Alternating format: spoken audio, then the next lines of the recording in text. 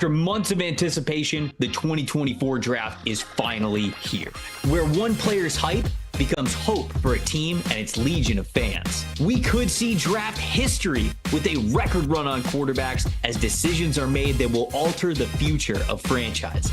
There is an endless amount of pass catchers looking to take this league by storm. And don't forget about the guys in the trenches, the cornerstones of any franchise. So sit back and watch your team's future change in an instant. The PFF Draft Show starts right now.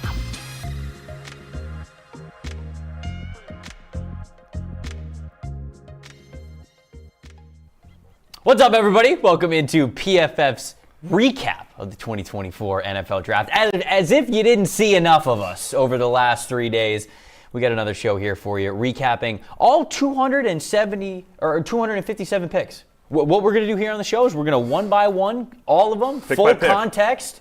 We're going to give them each 15 minutes. Hope you guys are ready for it. No, okay, we're not doing that. We are recapping the draft hauls of every single team that we saw in the NFL from the last couple of days. I'm Trevor Sikkema, that's Steve Palazzolo, and Sam Monson here with me. Fellas, I missed you yesterday. I was right here on the desk. You know, Max and Dalton, they were here. They did a great job, but it felt lonely. I saw you in the chat a little bit. I tuned in. You weren't even there. I was following along. You weren't even in the chat. We had baseball, we had t-ball, we had a lot to do yesterday. A wedding, but I was following along. Appreciate you guys holding it down. No, it's fair. We had a good time. Obviously, it was a lot of fun, but I'm excited to discuss some of the total draft hauls, the day 3 picks, everything with you here on this show. Over the next hour and a half, we're going to talk about all these different divisions and really what changed. Really, we're going to talk about the draft grades that we have. I think a good structure here is PFF put out their official draft grades, and we're going to say whether or not we agree. So we're going to go down division by division. We're going to recognize the highest grade from each team in the division, and we're going to say, hey, we either agree with that, this is why, or we actually think this other team may have done a better job. This other team may have jumped up. Maybe they're the division favorites, things there. So some moving and shaking. We're going to break down all that good stuff, and we are starting with the AFC East. You guys ready? Let's do it. Let's go. Okay, let's do it. So AFC East, the highest grade that we have at PFF was from the New York Jets. So the New York Jets get an A grade for us here. Jets come away with offensive tackle Olu Fashanu in the first round. Don't have a second round pick, but then it's Malachi Corley, Braylon Allen, Jordan Travis, Isaiah Davis, Quantez Stiggers, the CFL stud, and then Jalen Key is the final pick of the draft and Mr. Irrelevant. So they get an A. Fellas, what do we think? Was this the best draft haul in the AFC East? I don't think so. I think it was a solid draft. Look, I really like Fashanu. I think he might be the best, the most talented offensive tackle in this draft. His pass protecting skills, his footwork, they aren't just good for this class. They are special relative to the last several years. So if he becomes the guy that he can become, and he might need to play at some point year one because of Tyron Smith, Morgan Moses having injury concerns, this could work out incredibly well for them. The rest of the draft, though, I think is solid, not spectacular. Okay. A little redundancy in the running backs for the Jets, and Yeah, I know you liked both too. guys, but yeah. So I mean, I think they got solid players. I love Fashanu at the top, so I agree with that. And again, I think that's a really good fit for the Jets. What they have at their tackle situation, I think one of the best players on the board when they drafted. I think that's the key. I think the rest of it was just okay for the Jets. Yeah, when I look at the Jets draft, I can see versus the big board why this gets an A, because again, like you look at the running backs, you're taking Braylon Allen at 134, you're taking Isaiah Davis at 173. Like those are plus value players, or right. It was right around that range for Braylon Allen. It's a plus value for Isaiah Davis, but when you actually look at them both going to the same team, it is a little redundant there. Maybe they are just trying to load up to say, hey, if Breece Hall ever gets hurt, now we have both these guys. We have Izzy Abanaconda as well, so we're not worried about that part of it. But, you look at Malachi Corley, he's not your traditional wide receiver 2. He's more of kind of like a specialized guy, and clearly they kind of prioritize that uniqueness there. But that's a good fit. I mean, I think that's a good fit. It is. Having Corley with Mike Williams and with Garrett Wilson and what they have there. So that part I like. So you were talking a little bit before that you thought the Miami Dolphins were a little too low. This draft gets an A from PFF. I think that the Dolphins versus the big board got a B-, but you thought the Dolphins were a little bit closer to the Jets, maybe even a little bit better. I really liked Miami's draft. Now you can see the sort of thread that goes through the whole thing. They prioritize these explosive athletes or guys that can absolutely do it physically. Chop Robinson in the first round. I really like that as a pick. It gets seen as a reach relative to the the consensus board or a lot of teams' big boards.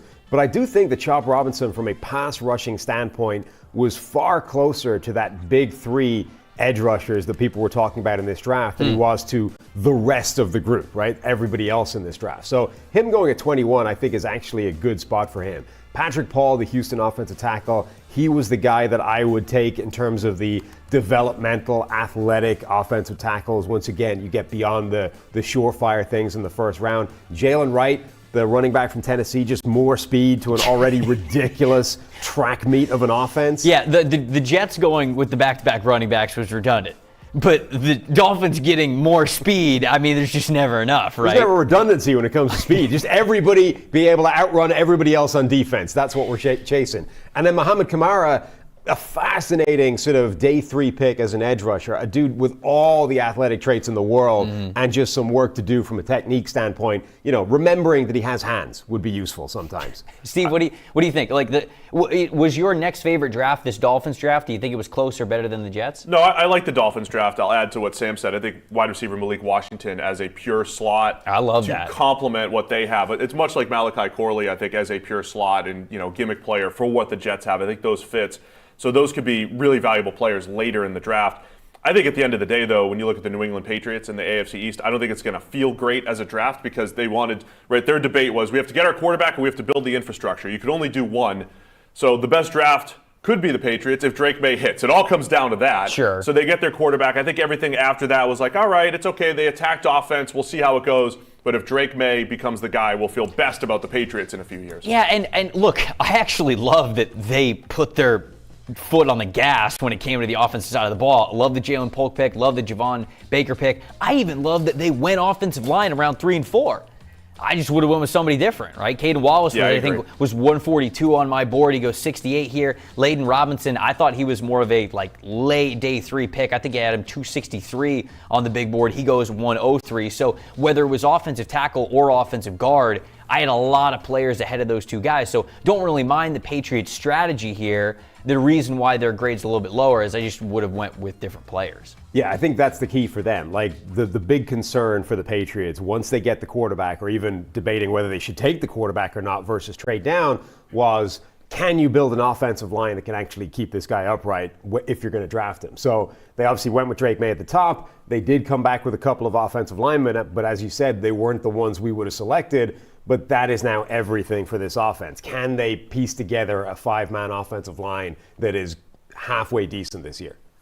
And then the Buffalo Bills draft, right. I think the intriguing part about that is we thought, hey, they've got this wide receiver need. They basically go all in on Keon Coleman. And so when we look back on this draft. Yeah, no other receiver. Yeah, I mean, we're going to look at that, trade down where they had Xavier Worthy, the ability, passing on a guy like Ladd McConkey, choosing to go with Keon Coleman as your receiver, and then not going back to the receiver well for the rest of the draft. I did think they found some good players on day 3, but it's a high-volume draft where they didn't necessarily attack their biggest need, which was a receiver. That strategy is absolutely fascinating. Right, remember, they started off at pick number 28 with a glaring need at wide receiver. Everybody's assumption was their first-round pick was going to go on a wide receiver, and the draft board actually fell relatively well for them, right? We'd only had the big 3 receivers and Brian Thomas Jr. from LSU off the board at that point. They had their chance to get the next guy, and instead they trade out. They give that opportunity to Kansas City. They trade out again and give the opportunity to somebody else. And 3, 4 wide receivers went in between when they had the chance to get their guy and when they actually got their guy. Right. And then for that guy to be Keon Coleman, who, let's be clear, I really like Keon Coleman, but I acknowledge he was one of the riskier wide receivers in this draft. Like his profile, his build up as a prospect is very hit or miss. There's a lot of red flags there. So for you to put all of your eggs in the Keon Coleman basket and not try and come back again later on just for an insurance policy, to me is risky.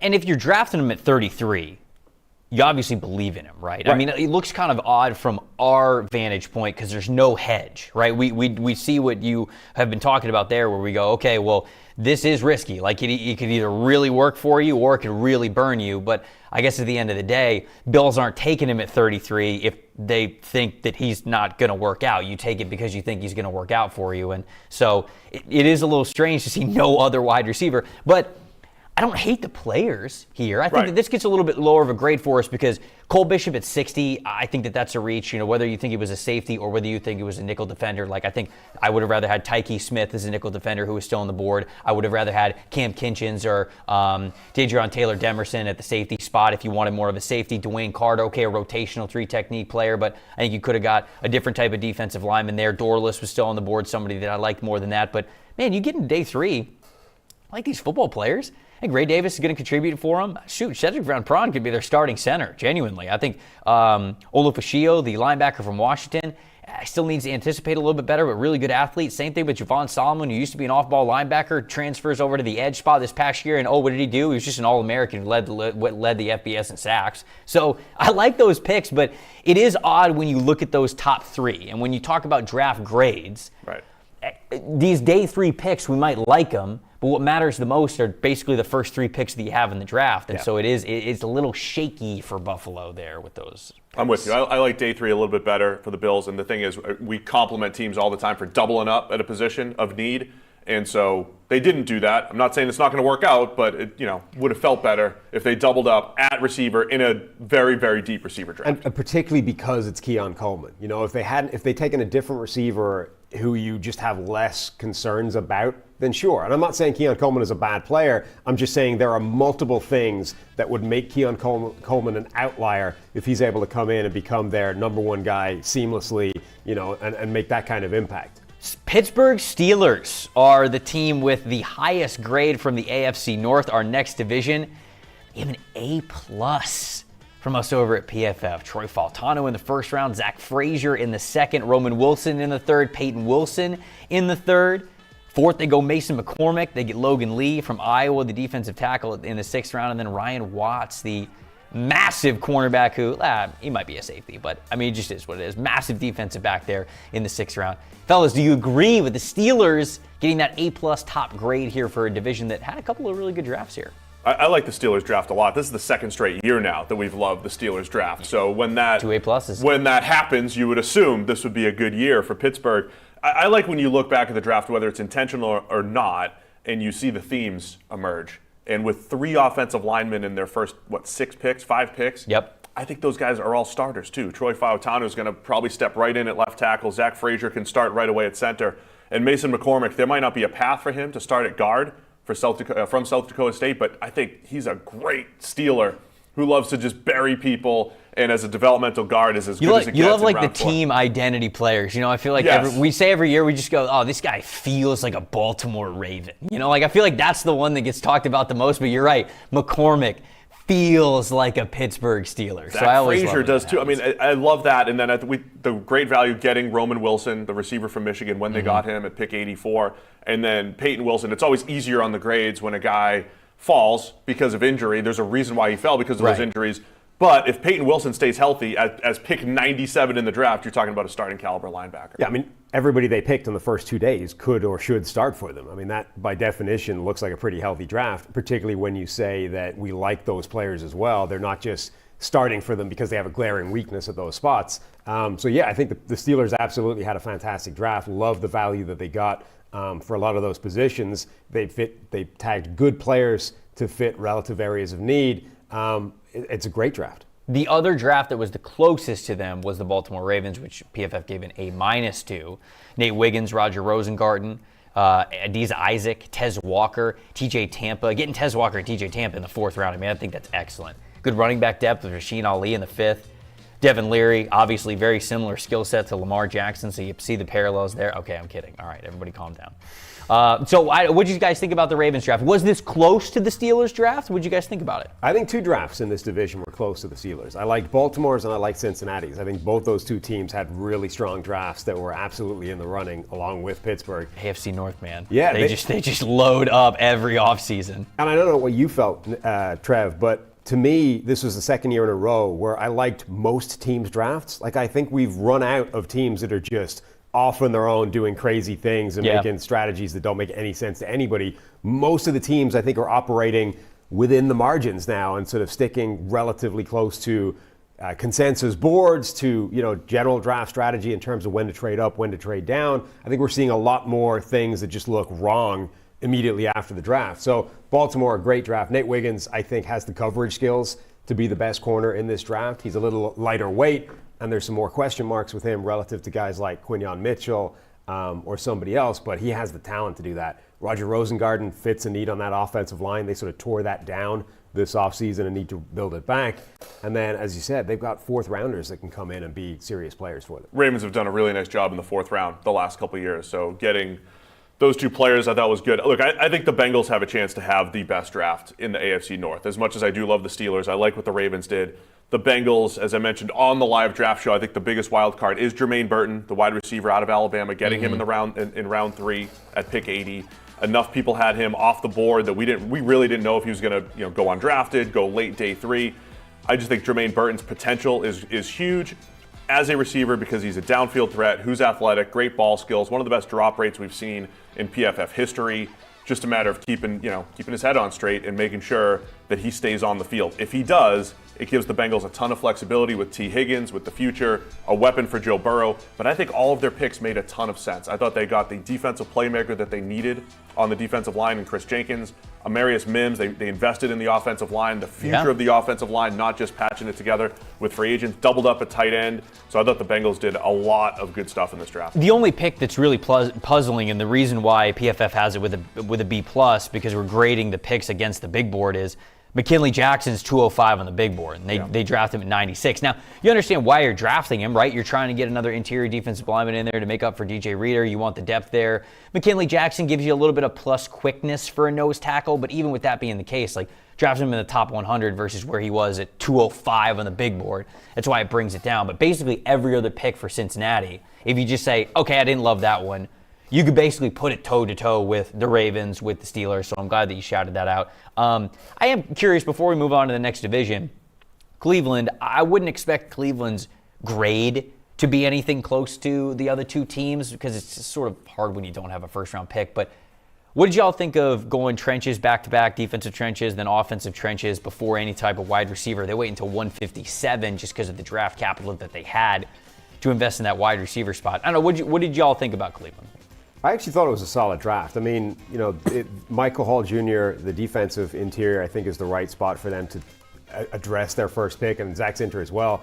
On the offensive side of the ball, I think the trenches are definitely the place where they needed the depth and they needed to invest what little draft capital they had. And I actually really like Jamari Thrash from Louisville. I think he has some real potential to be a playmaker for them down the line. Obviously, they don't need him to be that right away, given the trade that they made for Jerry Jeudy, given the players they already have on the roster. But for a pick that low down, 157 in this draft, there is absolutely a chance that guy could end up becoming a player for them. Yeah, I'm a fan of Michael Hall, as you mentioned there. And then, look, the Browns have such great depth on their team that not that you need to come out of the draft saying, hey, we filled all of our needs. But Zach Zinter is a year from now, I think, type of player, future-proofing the roster. Thrash adding that depth at wide receiver. So, yeah, I thought it was fine. Solid for the Browns for a team that didn't have the first round. If we go to the AFC South, the best team grade that we have here is the Indianapolis Colts. The Colts actually got an A+ for us because of, really, you're getting Latu at 15. He was ranked 10th overall on the big board. A.D. Mitchell at 52. He was 22nd on the big board. A couple of the guys afterwards are a little bit of reaches, but I think in round 5 they were able to get some value as well. So really it just comes down to those two players at the very top. You come away in this draft with Latu and A.D. Mitchell. That gets them the A+. Do y'all agree? Is that enough to get them that A+ tag, or do you think this one's a little bit rich? I don't know if it's enough to get you the A+ tag on its own, but it starts you off at an A. Yeah, right. If you're coming out of the draft with Latu and Adonai Mitchell as your first two draft picks in the first and then the second round, it's going to take a lot from that point on to not get a very good draft grade, because those guys, I think, are both pretty spectacular. Latu, we've talked about a lot on the PFF show.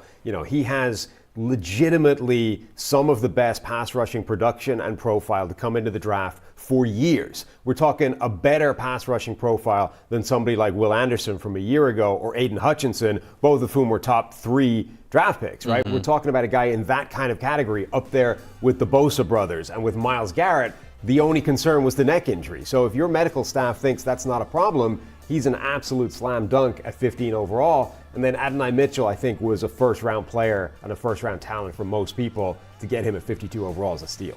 Yeah, I mean, I promised any team that got Latu in the middle of the first round. They're winning the draft, right? At least round one. So no argument from you here. There can't be. No, I love that. I love the taking a chance on A.D. Mitchell. I think the potential for him as an all-around route runner, a guy that can win at all levels of the field, is huge.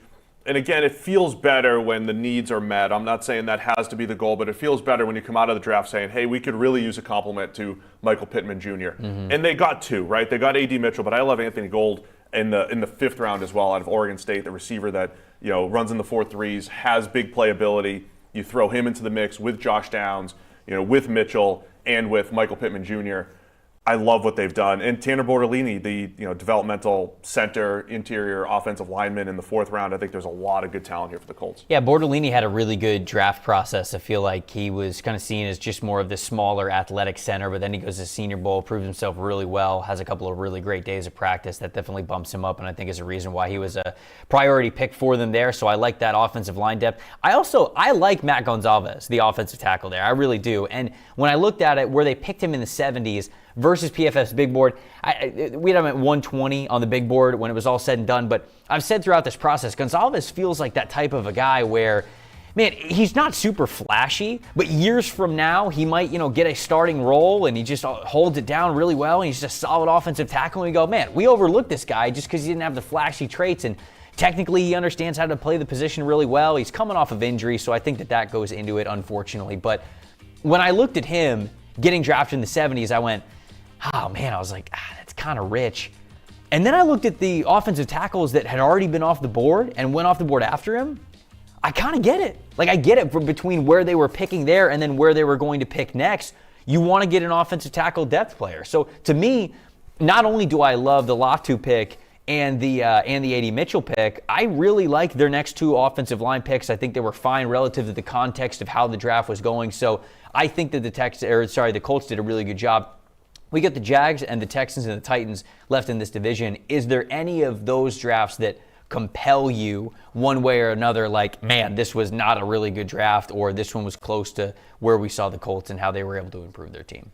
I think the Jags have the most boomer bust draft of any team. Trent Baalke as a boomer bust draft? Shocking. Wow. I mean, the year they took Caleb on Chase, was it C.J. Henderson and Caleb on Chase in the first round a few years ago. And it was like, all right, C.J. Henderson, boomer bust, cornerback prospect, same thing with Chase on. You see flashes on film. Neither of those guys really panned out. I think that's the entire Jaguars draft. We've spoken quite a bit about Brian Thomas Jr. as a deep threat, but is he a good enough all-around prospect at this point? Mason Smith, the defensive tackle out of LSU. I think he's a former 5-star who shows the burst and he's got the size. He just doesn't know how to play football yet. They have to develop him. So there's a lot of those types of prospects in this draft. Jarian Jones from Florida State, I like him. He might be the best pure football player in this draft, playing in the slot. But those top two out of LSU, Brian Thomas Jr., Mason Smith, as usual, that determines the draft, and both of those guys have developing to do. Yeah, it's fascinating. The Jags are one of those teams that do play by their own rules relative to everybody else. They are going to go after boom or bust athletic prospects come what may, no matter how many times it doesn't work out, seemingly. As you mentioned, those two guys are both first rounders. One of them was very quickly cast aside. The other one stuck on the roster for a lot longer, but hasn't done anything. And even somebody like Trayvon Walker, the number 1 overall pick, seemingly out of nowhere, relative to even a couple of weeks before the draft, has not been anything like as good a player as the guy picked right behind him, Aiden Hutchinson, who was the presumed number 1 overall pick before Trent Baalke went Trent Baalke. Yeah, and Kevin Thibodeau too in that draft class. So I just you mentioned it. Baalke just marches by the beat of his own drum. That's how he is. I mean, from the first pick all the way to the last pick, getting Miles Cole, the Texas Tech defensive end who has been around college football a long time, but he's 6'6", 280 pounds. Pure tools. Freak athlete. Yeah. So if I could have put any money on the line for where I thought Miles Cole was going to end up, regardless of round, it was going to be for the Jags, and he ends up being that. Are you guys as worried about the Titans draft as I am? So I like J.C. Latham, but at the same time, there were other offensive tackles that I had rated higher. Is he going to be able to survive at tackle at the NFL? I think so, but there's still a little bit of a question there. I had Talize Fuanga, Troy Fautanu, Olufashinu, like all those guys rated ahead of him. They drafted Devondre Sweat at 38 in the second round. I think that's a big risk. Then you get to some guys that might make some noise for you, but you talk about a boomer bust draft. I think this is also one for the Titans that could get a little bit squirrely. Maybe. It's on the Jags end of the spectrum in terms of boomer Jags bust. or Colts, it's more towards the Jags. But in But terms it's of different. boomer It's not bust, because they got freak athletes necessarily. Like the Jags got athletes that have to develop. Titans, it's a little different. right. Why. They've selected a couple of players that are very risky or boomer bust type of players with their top picks. So it does make you a little bit uneasy. But I think generally, look, I agree with you. I had J.C. Latham ranked a little lower relative to some other people, but there were enough other people out there that had him ranked very highly that I'm willing to say, okay, that's a reasonable enough draft pick. Now let's see how it pans out in the NFL. They had a desperate needed offensive line. Joe Alt to the Titans at number 7 was one of the most common pre-draft picks we ever saw, right. And they didn't have the opportunity to do that. So going Latham at that spot makes sense. Tavondre Sweat, it's another one. It's risky, but I do think the potential of Tavondre Sweat absolutely justifies pick number 38 overall. That we hear all the time about the Bill Parcells planet theory, right? There's not that many humans that look like Tavondre Sweat walking this planet. So when you have the chance to grab one of them, go for it, right? This guy is 366 pounds, who is not just a run stuffer, who can impact the pass game as well. So all you need to do is to figure out if he can play enough snaps for you to justify that draft spot. Yeah, I mean, I like Tavondre Sweat quite a bit as a player, but the off-field, the DUI 3 weeks before the draft, and then getting him at pick 38, I really thought he might fall to the 4th. The Titans probably have a lot more, better information than I do as far as where the rest of the league may have valued Tavondre Sweat, but I was surprised to see him at 38. I would have been surprised to see him at 38 even if he didn't have the DUI. I thought he'd be a little bit later, mid-second. It's not that big of a difference, but that's my only question there. But they certainly got bigger. They did. J.C. Latham They did. and Tavondre Sweat. So when you talk about themes, bigger, more physical for Tennessee in this draft. They brought the beef, no doubt. What about the Texans? Just one last pick for the Titans. Go ahead. I really like Jaquan Jackson out of Tulane, the little sort of slot receiver. That's another one of those teams where they found a skill set that doesn't necessarily exist in their receiver core at the moment. Add that guy. It's not going to be a big impact playmaker, but I like when you're able to find a receiver that at least fits something that isn't there right now. I like what the Texans did in their draft. As far as just getting solid football players that I think have a chance to contribute in the next couple of years. Kamari Lassiter, I think, can step in and play nickel for them, compete for outside cornerback spot opposite Derek Stingley, Blake Fisher. I think the Texans have needed offensive line depth, and he has a chance to be a starter in a couple of years, the right tackle out of Notre Dame. And then Nick Caserio was raving about their 3rd and 4th rounders. Kalen Bullock, the safety out of USC, the best pure free safety skills in the draft. Yeah, and then totally. Cade Stover. He's not wrong. I mean, Bullock does have the best coverage skills of the safeties in the draft. There's no doubt. There's a but to his game, which is run game, tackling. He won't tackle. There's right. definitely, but there's a skill set to use when we're talking pick 78 in round 3, and then Cade Stover, I think, has starting tight end potential down the road as well. So. Again, for a draft that had 2 2s, no first rounder, I think they got solid football players. Yeah, Sam, I think this is a solid draft. They've got a couple players with their early picks that can absolutely contribute, may not be day one starters, but can certainly push for that playing time. And if they've got the right players, could easily start day one. And then they drafted in volume and got players that make sense for positions where there is a pathway to playing time, and just kept drafting, kept a lot of draft picks, and tried to shotgun this approach and get as many players in as possible. The last division of the AFC is the AFC West here. We have the Los Angeles Chargers in Joe Ortiz and Jim Harbaugh's first draft, coming away with an A grade for PFF. Now, there's some other drafts that aren't too far behind, so in your opinion, is this the best draft in the division? It's got a chance to be. Joe Alt, number 5 overall, the most Jim Harbaugh thing you could possibly do. 100%. Jim Harbaugh says they view offensive linemen as weapons, So we get the biggest weapon we could find. Sure. 6'9", 300+ pounds. Let's go get our weapon. But then they do come back for wide receiver help with Ladd McConkey in the 2nd round. And even later on in the draft, a couple of guys in the 7th, Brendan Rice, Cornelius Johnson, Michigan, obviously. Of course. I think this is a solid draft. It does address their 2 clearest needs. Rebuilding the offensive line, attacking wide receiver help. It just did it in the opposite order than most people expected them to. Yeah, I mean, it was the opposite of the Penei Sewell, Jamar Chase debate, so another one that we get to take a look at. When the Bengals did that a few years ago, they took Jamar Chase first, and then the tackle that they took didn't really develop in the 2nd round. That's what the Chargers had to choose from. So you got Joe Alt in the 1st round, but I like Ladd McConkey as the receiver in the 2nd round. They could have flipped it and said, well, let's take Malik Neighbors and then Patrick Paul or Kingsley Suamataia, would that have worked out? I think this is two legitimate starters for the Chargers with Joe Alt, with Ladd McConkey, and then Junior Colson. You get your Michigan player, and I think he's got a chance to just step in and be a solid starter. So I think 3 starters with their first 3 picks and impact players in Joe Alt and Ladd McConkey. Chargers fans didn't want to hear it pre-draft, and I get it, right? I'm not really going after Chargers fans because the receiver room is bad, and they had the chance to draft a Malik Neighbors or a Romo Dunze, and they immediately become wide receiver 1 in your team. But what the Chargers did, in my opinion, was always the best way to navigate this draft for them. You have an offensive line need, and if you're going to hit offensive line, you hit it at 5. Now, they could have traded down. There was, maybe like the Minnesota trade that we talked about before, but that didn't manifest, right? The market for non-Drake May quarterbacks was not as strong as we thought it was going to be. So you got to stick at 5.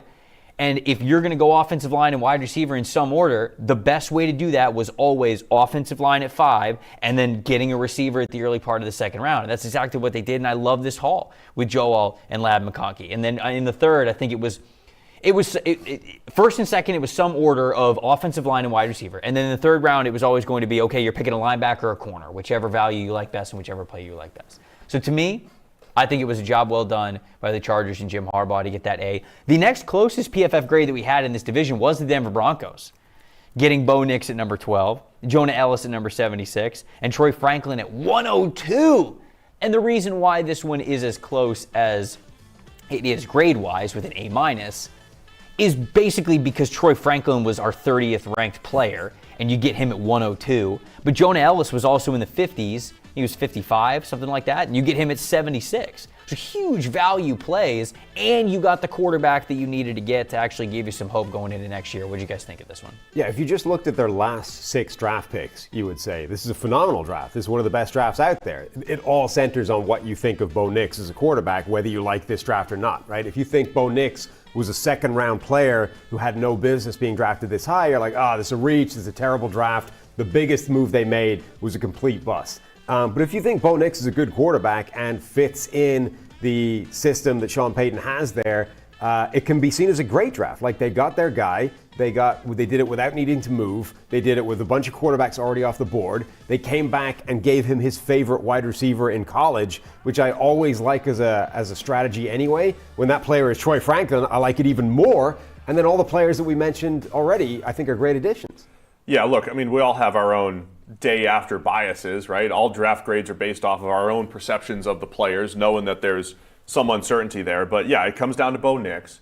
But a lot of times a team that doesn't have the second rounder, doesn't have as much draft capital, they come out of the draft and it's a little uncomfortable. Like, where were those players? Where are those impact players? And I think the Broncos, the guys that you mentioned, getting Troy Franklin in the 4th, because we thought, hey, he's a fringe first rounder. He could sneak into the back end of the first. Whether we're right or wrong, that still feels like they got an absolute weapon for Bo Nix and a steal at 102. Right. Jonah Ellis, and in a very weak edge class after the first 3 or 4 players, Jonah Ellis could end up being the next best guy as a 21-year-old with really good movement skills and the ability to improve his power, which is the weakness of his game. I like Chris Abrams-Drain, the cornerback in Missouri, in round 5, and of course, Audric Estime. Of course. As well. The people's champ. In the 5th. The people's champ. So how could you hate the Broncos draft? You can't. I mean, it's for a team that was missing a second rounder, and we came in like, what are they going to do about their quarterback? Are they going to even have a shot at the quarterback? They took a shot at the quarterback, and they still came away with, I think, a bunch of good players. I agree. Now, here's the question. That was according to the PFF board, right? That the Broncos were the closest to the Los Angeles Chargers. Were the Chiefs actually the closest to the Los Angeles Chargers? What do you guys think? I mean, they were able to come away with a deep threat wide receiver. They traded up with the Buffalo Bills to do it, which I think is just kind of a little bit of added plus there in the draft strategy. They get Kingsley Suamataia, the offensive tackle from BYU, but it's all the way at the back end of the second round. People thought maybe he was going to sneak into the first round. You get a lot of names to know, some plays, some fan favorites, I think, throughout the rest of day 3 here for the Chiefs. What do you guys think of the Chiefs draft? I think it's a good draft. The Xavier Worthy thing, I think, is always going to be colored a little bit by because it's the Chiefs, right? The Chiefs added an offensive weapon. They did it again. But Xavier Worthy, obviously the headline figure is that he's the fastest guy to ever run at the scouting combine, 4.2140. But I think he's much more than that as a player. Like, I got some Jordan Addison vibes about his route running, his ability to get separation. His hands are maybe not as good as Jordan Addison, but everything else is special, and he can run blazing fast. So you love that addition to that offense. And then Kingsley Suamataia adds that offensive lineman that we knew they needed to add at some point. The question is whether he can come in and be a contributor right away, which they might still need. Yeah, I think that's what it comes down to. Is Worthy an all-around receiver? You know, I don't think he's just a deep threat, to your point, but I think they're going to use him as an after-the-catch guy, because that's what all their receivers have to do in that offense. But I think Worthy has that stretch the field ability, and then Suamataia, you know, the second-round tackles are always going to be hit or miss. Are they going to develop into starters? Are they just going to be backups the rest of their career? That's what will come down to determining the value of this draft. I think he does have a chance to at least compete at left tackle right away and maybe take the job from Wanye Morris in year one. And then Jared Wiley is an athletic tight end in round 4.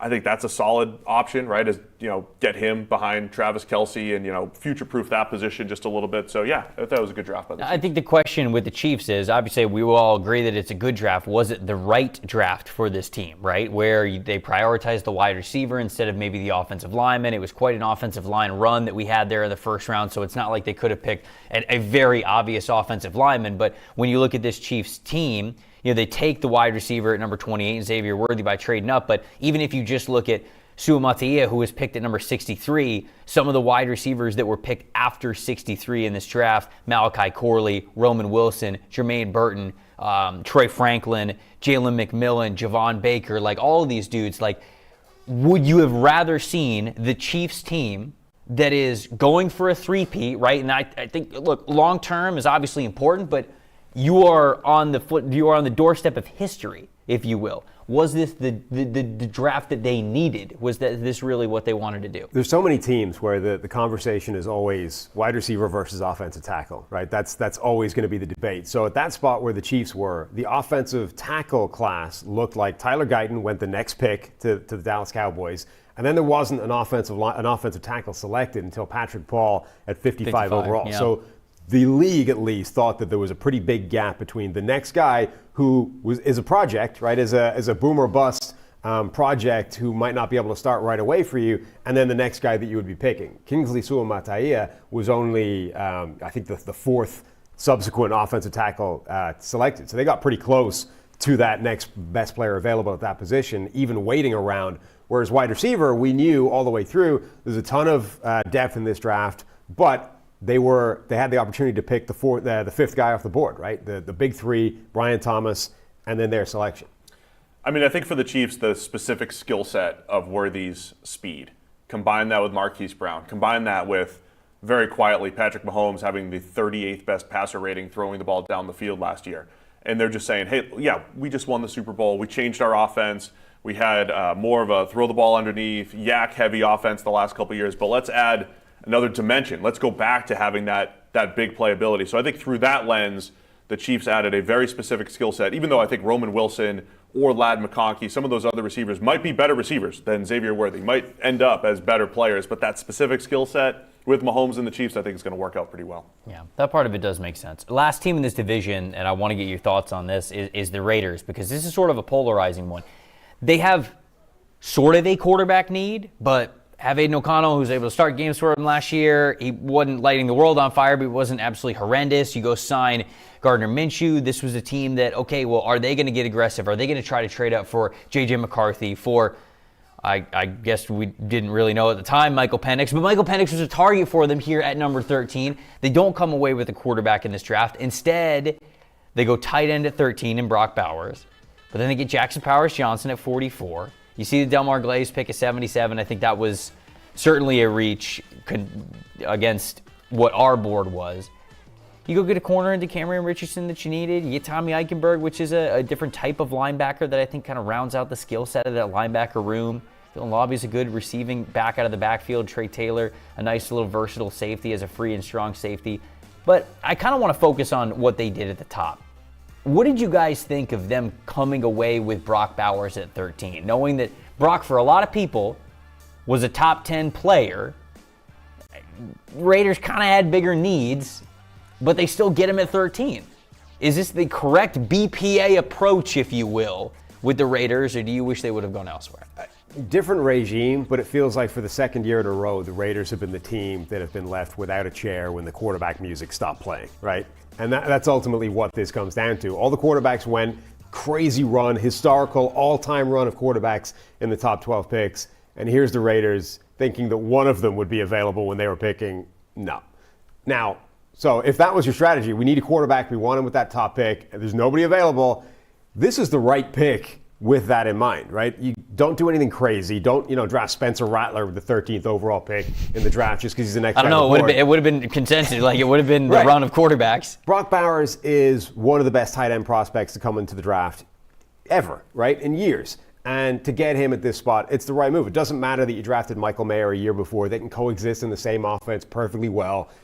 They're adding one of the best players in the draft. If you were creating a big board, independent of value, right? Forget positional value. Brock Bowers would be the first or the second best player in this entire draft. To get him at 13 overall, it's a great move if you don't factor in the idea that they need and probably wanted a quarterback at that spot.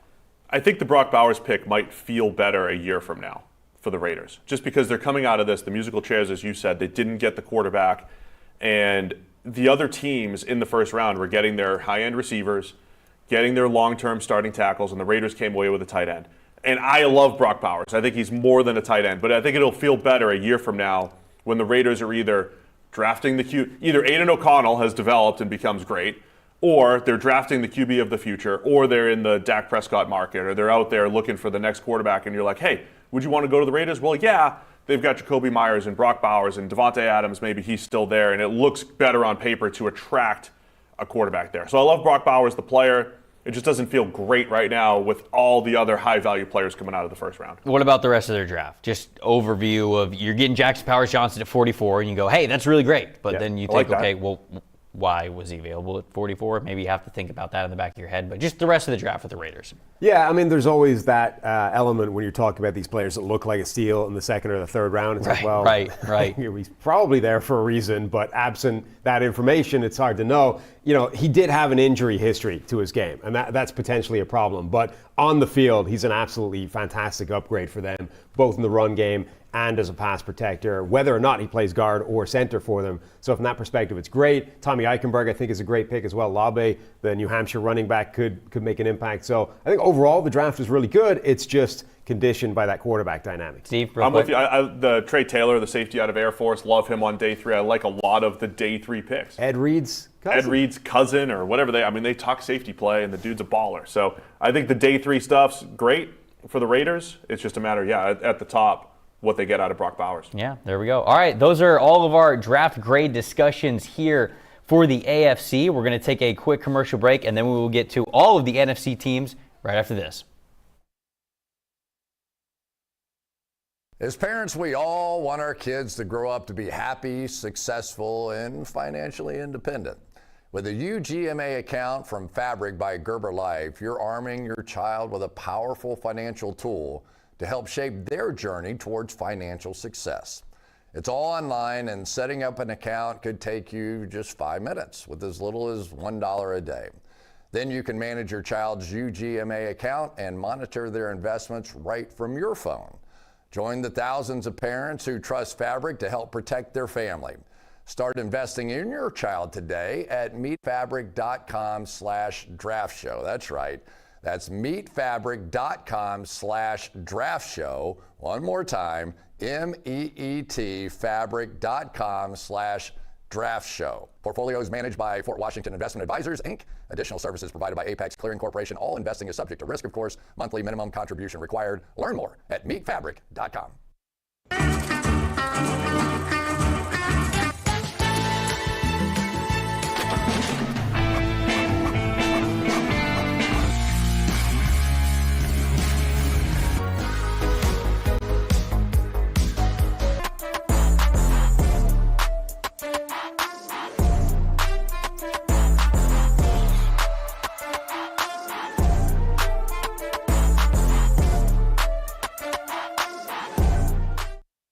Hey, it's Chris Collinsworth here, reminding you that PFF is the home to football data analysis. Gain access to insights and tools trusted by all 32 NFL teams with PFF Plus, featuring the number one mock draft simulator in the game. You can draft all 3 days, make trades, get your mocks graded, and see how you rank against everybody else. We'll be rolling the mock draft sim over to 2025 NFL draft as soon as the 2024 draft ends, so you don't miss out on any of the action. Get ready to dominate your fantasy league this upcoming season with PFF's fantasy mock draft simulator as well, and live draft assistant. Use in-season betting tools to find the best player props, same game parlays, and matchups. Go to PFF.com or download the PFF app and use code 30MDS to get 30% off your PFF Plus annual subscription.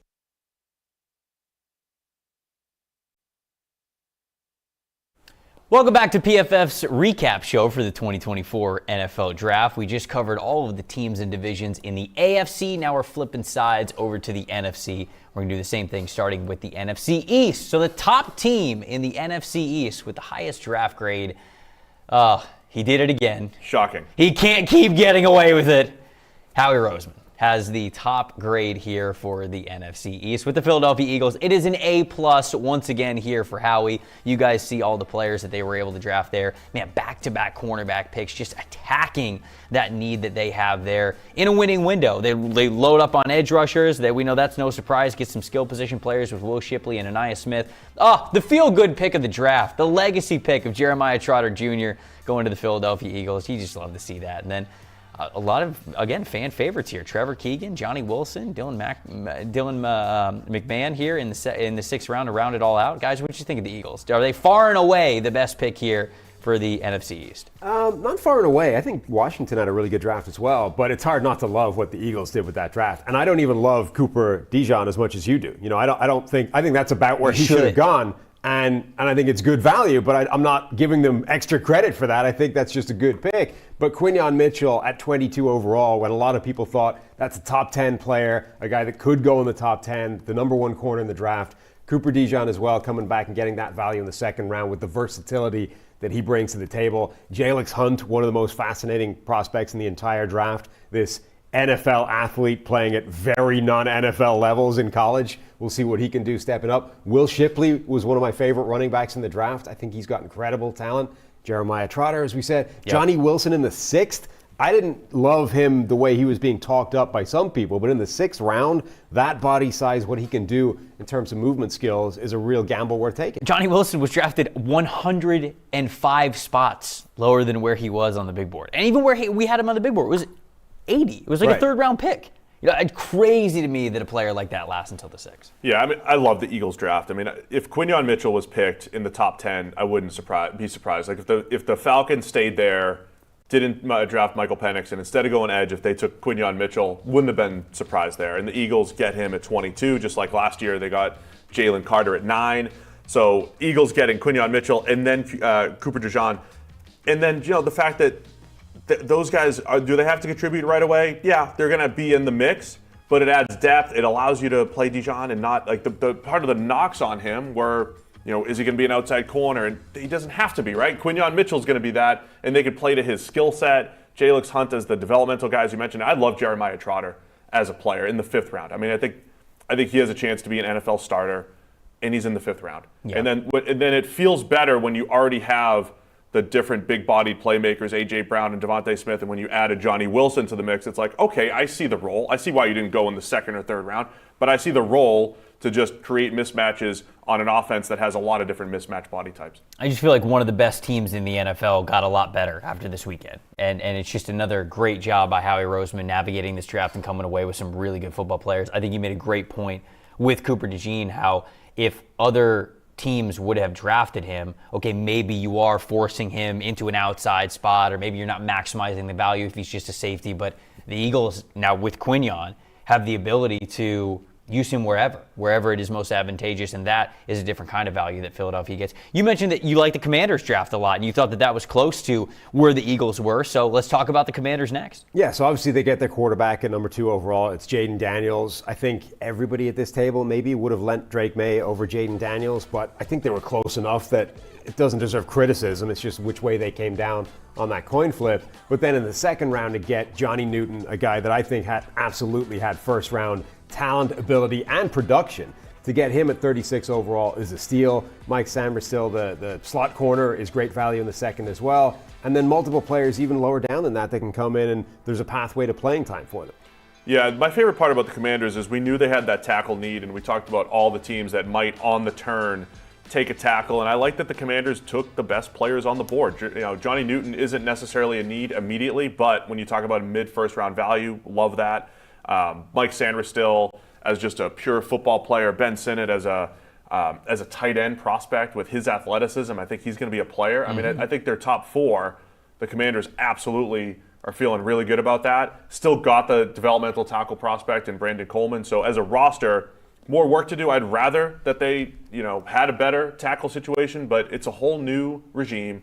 It's a whole new everything. You can't do it all in one draft, so continue to pick the best players, and I think the Commanders did that. And I think that's a really important point, right? Like, you look at this Commanders team, and the whole identity has changed over the last 6 months, right? It's new ownership, kind of getting their chance to make decisions for the first time. I know the sale of the team happened a little bit before, but now the offseason is where you really get to make changes. So it's new ownership, it's a new front office, it's a new coaching staff, and now you're drafting a new franchise quarterback to go along with it. You guys see all the moves that they made. They made a ton of moves in free agency. This team looks so different from what it was a year ago. It's just a completely different look. But you mentioned you're not rebuilding this team in one offseason. Even for as many moves as they have made, you want to give yourself the ability to draft best player available, and I think that you guys totally hit the nail on the head when you said that they were able to do that. So outside of maybe drafting Drake May instead of Jaden Daniels, this is an A draft. I also want to shout out the New York Giants, who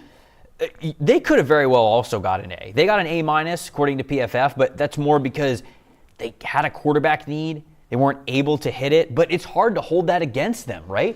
The reports are they tried to get up to number 3. They tried to make the trade to go up to get Drake May. The Patriots just didn't want to budge, and understandably so. But when you look at who they drafted, these are excellent players who can all contribute to this team as soon as year 1. I actually love this draft. I think even independent of the quarterback thing, I don't think that you can necessarily criticize them for not doing anything crazy to get the quarterback.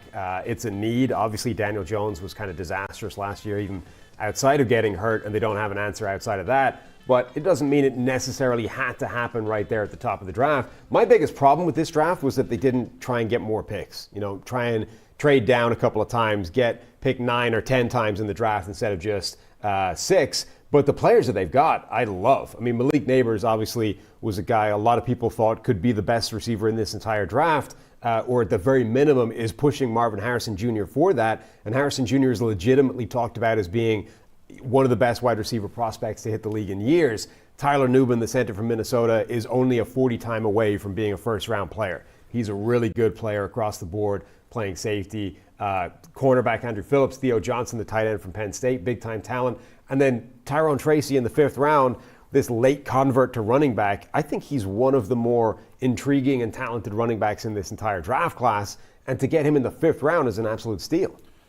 And then, so I agree on a lot of the Giants stuff. It would have felt better, right, with more picks, but their 6 picks were pretty solid. And then the Cowboys feel like the most boom or bust of this just because of their first-round pick, Tyler Guyton. He's as boom or bust as a prospect, as any first-rounder. The potential for Guyton as a starting tackle is outstanding. The history of the Cowboys drafting first-round offensive linemen and we'll say developing them is outstanding. Right. But Guyton feels like the biggest project that they've ever drafted in the first round. But if he hits and fills that left tackle need, it's huge. Yeah, it kind of just comes down to what is their best 5 going to look like now, right? Because you could paint the different realities. Okay, well, is Guyton going to stay at right tackle because Terrence Steele didn't exactly have a great year at right tackle last year? Are you flipping him all the way to left tackle where he hasn't played full time yet? So now he's doing that for the first time. He's a little bit inconsistent in his technique anyway, so that's a lot of new learning for him. If you're putting him as a left tackle first year in the NFL, that might be a little tough. But does the Cooper Beebe pick allow you to still put Tyler Smith out at left tackle? Cooper Beebe can play left guard. Tyler Guyton, like we said, can be that developmental right tackle for you, be a full-time starter in year 2 while he's behind Terrence Steele. So there's a lot of flexibility here with them, and they just very clearly were like, okay, this is going to be a trench draft. So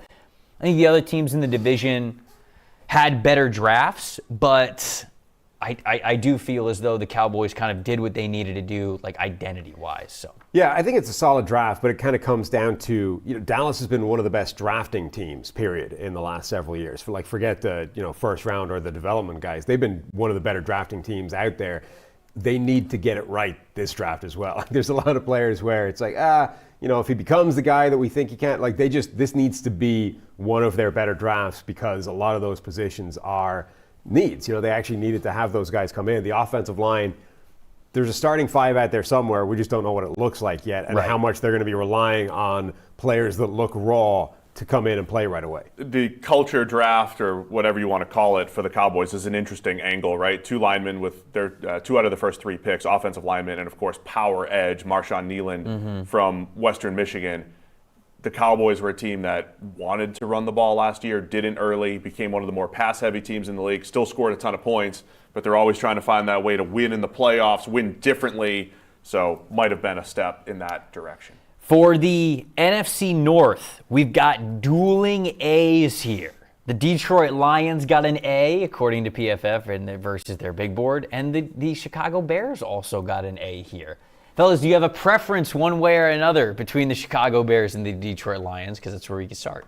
I mean, Chicago's draft really just comes down to those top 10 picks, right? They got Caleb Williams and they got Rome Odunze. If they'd stopped drafting at that point, they would have had an A draft because that's what they needed to come away with. Detroit did more with their draft, but the Bears is just conditioned by that. Like Caleb Williams, we've talked about it all the time. I think he was the slam dunk number 1 pick. I think he's the best quarterback in this draft. To come out of it with Rome Odunze, I think is a really good move as well. It wasn't a need, obviously. They got in Keenan Allen. They've got players that should mean he'll be successful regardless.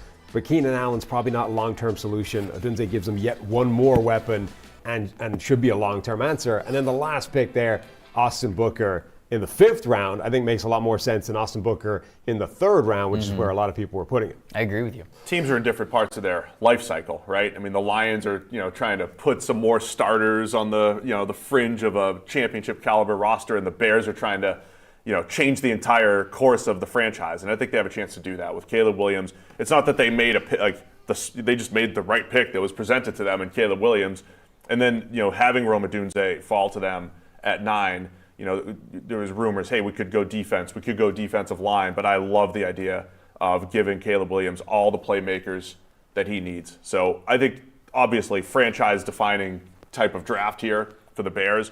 And then for the Lions, just another year that feels good coming out of the draft. Yeah. But it feels even better because you're talking about a team that had no depth 3 years ago, and they come into this draft, hey, we have a cornerback need. Everything else is pretty solid.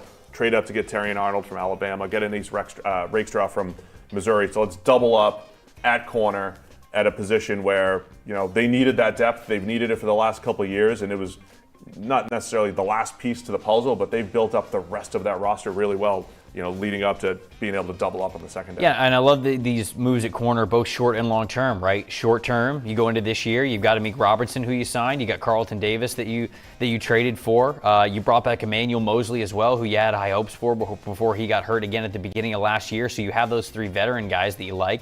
Then you got Terrion Arnold, you got Ennis Rakestraw Jr., and got Brian Branch. So short term, that's a 6-man rotation there with their cornerbacks, and long term, Ennis Rakestraw Jr. and Terrion Arnold could very well be the 2 starting outside corners for 2025.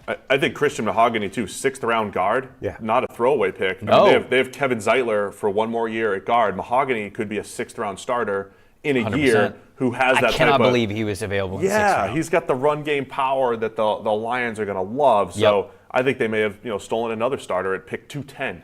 Yeah, definitely. I think that's a great pick. The other picks, so Packers, Vikings, a little bit lower of grades. The Vikings are interesting. I do want to kind of have the Vikings discussion here because Vikings got a B+ from PFF's grades. You come away with McCarthy, and you do so at 10. You don't have to trade up all the way to 4 or 5 to make it happen. They do trade up to make it happen, but it's much less of a price than we thought it was going to be to go up and get McCarthy. Then they do spend a lot to go from 23 to 17 to go get Dallas Turner, right? And unfortunately, I think the other side of that coin is you could look at these players that are on the board right here and you say, wow, what a great draft, what a great haul. The bill that will come due is that right now they have a first-round pick next year, and then they do not pick until the 5th round. They don't have a second-round pick. They don't have a third-round pick. They don't have a fourth-round pick. So I think you do have to factor that in a little bit, what they gave up to get these types of players. But I think it's some good players, and they got better this weekend for sure. Yeah, and it's even more complicated than that because they're probably going to get a third-round comp pick out of Kirk Cousins leaving. You know, they have picks coming their way as well. They're also going to have a ton of salary cap space next year. So this is like, these are all the weird economics that factor into every one of these decisions that's happening within 15 minutes on night one of the draft, right? Is the Vikings are running, what's our cap situation look like next year? How many picks are we coming back? Right. Like, what can we afford to give up? What right. can't we? And this is why it's chaos during these times. But you're right, that wheeling and dealing for Dallas Turner in particular, I think is what conditions this draft because you've got those 2 first-round picks. They kept them both intact to get 2 first-round players. And then they picked day 3, right? They basically took day 2 of the draft off and came back and grabbed a bunch of players late in the draft with those 6th and 7th rounders and Kyrie Jackson in the 4th. But, you know, J.J. McCarthy was the quarterback most people expected them to come away with in this draft. And as you said, they didn't make a massive trade up to go and get him. And then Dallas Turner was somebody that was expected to go number 8 overall, right? And Minnesota was able to get him 9 picks later on, albeit with a big trade to make that happen. So if you think Dallas Turner was worth that 8th overall spot, if you think he's the best edge rusher in this draft, you know, one of the best defenders in the entire draft, you have to look at this and say this is a successful draft for Minnesota. They went and identified a guy and took advantage of a little mini slide that he'd been on. Yeah, I didn't love Dallas Turner as much as maybe certainly not going in the top 10. I think it's a better spot for him going at 17. Mm-hmm. When you look at all the economics you're talking about, Sam, the Vikings drafted 6 times last year. They made this trade to give up a bunch of draft capital. Even with comp picks coming back next year, they're not going to draft a lot. We're looking at 3 straight years maybe of, you know, less than your average allotment of draft picks. That usually doesn't work well over time. So that's the risk that the Vikings put forth here. But if you said at the beginning of the draft, hey, they're going to get their quarterback J.J. McCarthy and they're going to get Dallas Turner coming out of this draft, and they're going to give up probably less than they probably would have if you imagined the trade for J.J. McCarthy. Mm-hmm. You'd say, okay, that might be a win for Minnesota here. It actually, if you use it as a composite, right, and spin it all together, the Vikings ended up paying the equivalent of effectively the 5th overall draft pick, depending on which, you know, trade value chart and all those kinds of things you use. So you can look at it one way and say, most people had them trading to 4 or 5 to get J.J. McCarthy. They gave up the value to get to 4 or 5 in this draft, and they came away with McCarthy and Dallas Turner. So from that perspective, it's worth it, right? The only thing is it costs them a lot of draft picks to make that happen that's going to pay next year, you know, and that's the factor. What about the Packers? That's the last team in this division. I gave them a B+. Laundry list of draft picks here. Jordan Morgan, Edgerrin Cooper, Javon Bullard, Marshawn Lloyd, Tyron Hopper, Evan Williams, Jacob Monk, Keaton Oladapo, Travis Glover, Michael Pratt, Kalen King. Anything specifically stand out that either justifies a B+ grade, maybe it's a little too high, maybe it's a little too low? What do you guys think about the Packers? 2 of my favorite day 2 picks there. Edgerrin Cooper at pick 45 in the second rounder, Texas A&M linebacker. I think he was the best linebacker in the draft. Love that from a value perspective, and certainly he's got a chance to play right away. And then Javon Bullard, the safety out of Georgia, at pick 58. Those were 2 of my favorite picks on day 2 in the entire draft. I didn't love Jordan Morgan in the first, but I get it. So there's no other pick that I absolutely loved from the Packers, but I love the strategy of volume drafting because we're all going to be right and wrong on a bunch, and some of these guys are going to hit, and I really liked their day 2 pick. And I think Jordan Morgan going to the Packers in particular is a great landing spot for him. You know, whether or not in a vacuum you liked him relative to some other players, I think the Packers are probably the best team that he could go to have his best chance of success. You know, I think their first 4 picks in particular all have a chance to be good players for them. Marshawn Lloyd, fascinating running back prospect where all the talent in the world, but that offense, Lincoln Riley's offense, makes it very difficult to project what he'll be at the next level. Just so much space, so much wide open running lanes. Right. The NFL's a different world. It's going to be a different game that he's playing effectively, but they don't need him to be the starter. They got Josh Jacobs. He can be a change of pace guy, and that's what he was doing really well in college. And then, the Packers' strategy has always been drafting in volume. They drafted 11 times, I think. So they just kept going all the way through the draft. We're going to pick up players and see what sticks. Yep, it felt like a very Packers draft. Yeah. It really did. It felt like it was very to the identity of their general manager. Brian Gutekunst has been able to do this over the last couple of years, kind of put together his stamp on how he drafts. And you mentioned it felt very on brand for what they did there. So look, you can go to the top and I could say, okay, well, I would have rather had Graham Barton, who is still on the board, over Jordan Morgan, but perhaps they saw Jordan Morgan as more viable to play offensive tackle. And we know the Packers love guard tackle versatility. Barton, maybe a better interior player, but maybe not that exact same flexibility to play at tackle if they ever wanted him to. So that comes down to more of just a Packers preference. But I like Edgerrin Cooper for them there in the middle. I like the versatility that Javon Bullard allows them to have to be a safety or a nickel defender. I think if you put him in the nickel, it means you can free up Jair Alexander to do a lot of different stuff and just be one of the best cover corners in the league. So a very Packers draft, I think, is, the best way to say it. NFC South is next. Start this next division here with the New Orleans Saints getting an A+ from the PFF grading system. They come away with Taliese Fuanga, the offensive tackle from Oregon State. They also get Kool-Aid McKinstry. That was their 1 and 2 in the first and second round. They did not pick then until the 5th round. Get Spencer Rattler. Get Sam's favorite player in the draft, Bub Means. You get Jalen Ford. You get Christian Boyd in the 6th round. What did you guys think overall of this draft? I think a lot of us thought Kool-Aid McKinstry was going to go in the first, probably late first. So they're one of the teams that with Fuanga in the first and then Kool-Aid McKinstry in the second round at pick 41, you could say, hey, they got 2 first-round caliber players. And Fuanga fills that immediate need that they had at tackle, so check that box. McKinstry gives them a lot of good depth at cornerback. They might have some turnover there in the next couple of years. And then they don't pick again until round 5. This was about maximizing the picks that they did have. They stopped the fall of Spencer Rattler, what felt like the fall of Spencer Rattler.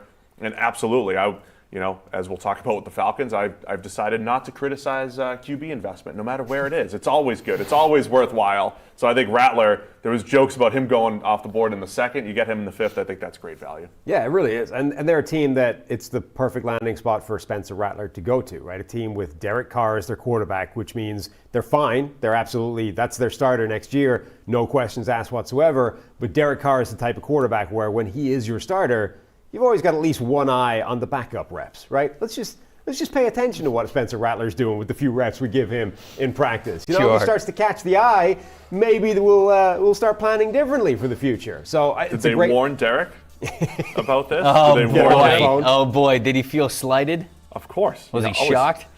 It's a good business decision, though. I'll say that. Just get QBs in the building, especially a guy like Rattler with his talent, getting him in the 5th round. Yeah, and then, Christian Boyd in particular and Bub Means, I think, are 2 really nice day 3 picks. Bub Means was badly miscast, or not badly miscast, just misused. Wasn't set up with a particularly good chance to succeed in his offense in college. I think he could be much more at the NFL level than he was in college. Next, Devery Henderson over there? He's bigger and stronger as well. Like, he's got more to his game potentially. The same big play threat for the Saints. Buccaneers were the other draft class that was close to this. Buccaneers got an A. We'll talk about the other teams that weren't as close afterwards. But are the Bucs close to what the Saints were able to bring in? What do you guys think? Yeah, it's a good draft. Graham Barton in the 1st round was somebody that a lot of people loved. Graham Barton, called him a 5-position player at the next level. I don't know that was ever true, but I think he's definitely a 3-position player. He can play any of those interior positions, which is where the Bucs have their need. They're set at tackle. They don't need him to be a 5-position player. Chris Braswell, a really good edge rusher in the 2nd round, maybe the best of that sort of tier 2 guys once you get beyond the guys with the 1st-round talent and the immediate impact. Jalen McMillan, the 3rd receiver out of Washington. That pick. Such a solid player, such a smooth NFL transition. Like, he can start tomorrow and be fine. You can give him the playbook and he's right in there making plays for you. Bucky Irving in the 4th round. Again, I think it's where he should have gone, but he's got talent. Like, he's got wiggle and the ability to make plays and maybe be a better player than his sort of measurables would indicate. So, yeah, I think this was a really solid draft. The word solid, I overuse it quite a bit, but that's what this one feels like. For the first 5 picks, they Thesaurus.com. Yeah. Find a synonym for me. But those first 5 players all fit in really well to the structure of the team. Braswell, see some time this year, maybe take over as a starter for sure next year.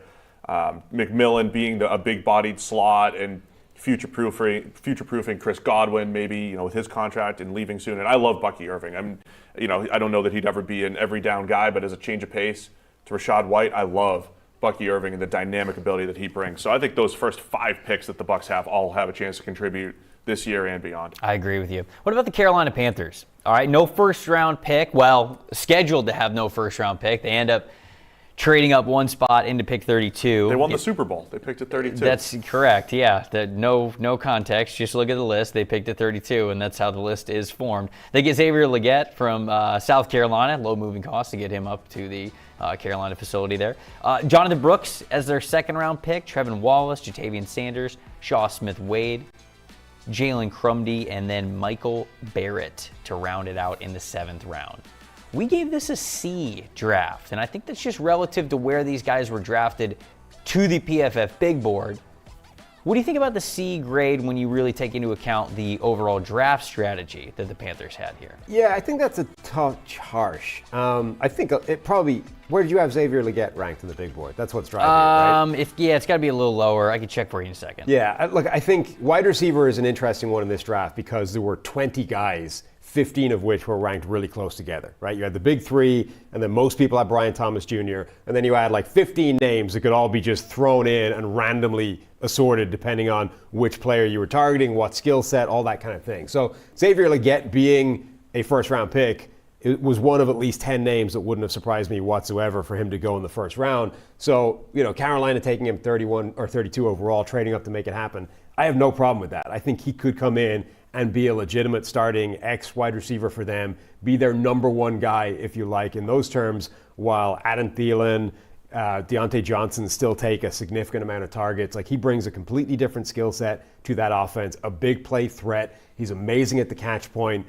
He doesn't drop the football. Like, I like that as a pick, even if it's higher than a lot of people would have him on big boards, whether it's PFF or the consensus board. I think the challenge with the Panthers draft, look, Xavier Legette, he broke out in his 5th year in college. That usually doesn't work well historically for receivers, but when you just watch his 5th year in college, he was outstanding, right? He did a lot of great things. I trust Dave Canales actually to tap into that skill set extremely well. But I think when you look at the Panthers roster for a team that has lost so much draft capital the last couple of years to go up and get Bryce Young, and then they come out of the draft, and look, they still have more work to do on the offensive line, the defensive line, and they come out of the draft with, I would say, a boomer bust type of receiver, a running back who I love in Jonathan Brooks, but the top running back, the first running back drafted, a linebacker who I think is questionable in Trevin Wallace.